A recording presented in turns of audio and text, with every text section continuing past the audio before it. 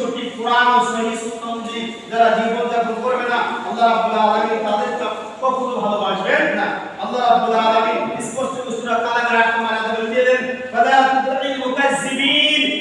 আল্লাহ বলেন স্পষ্টভাবে ঘোষণা করে দিলেন, কাজেই হে নবী আপনি মৃত্যুদেরকে মানবেন না, যারা মিথ্যাবাদী তাদের কি করবেন না, অনুসরণ আপনি করবেন না। যারা মিথ্যা দিয়ে তাদের জীবন যখন পরিচালনা করছে তাদের আপনি সঙ্গী হবেন না, তাদের কথা মানবেন না।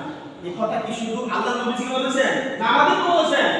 আল্লাহ পাক বললেন এই নবীকে নিয়ে, নবীকে উদ্দেশ্য করে বলে দিলেন, হে নবী আপনার উম্মতরা কিয়ামতের আগ পর্যন্ত যারা পৃথিবীতে আসবেন, পৃথিবীতে সমাজ করে বসবাস করবেন, যারা মিথ্যার পক্ষে থাকবেন, মিথ্যা নিয়ে সত্যকে ঢাকার চেষ্টা করবেন, আপনি তাদেরকে কখনো মানবেন না। মিথ্যাবাদী বেশি না কম?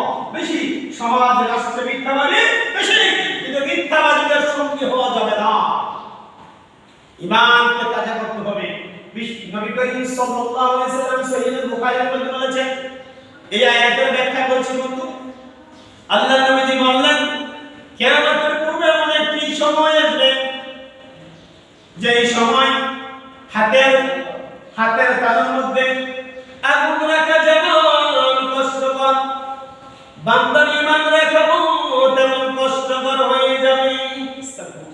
এমন একটা সময় আসবে বান্দা হাতের তালুর মধ্যে ঈমান রাখা যেমন কষ্টকর, তার ঈমান রাখা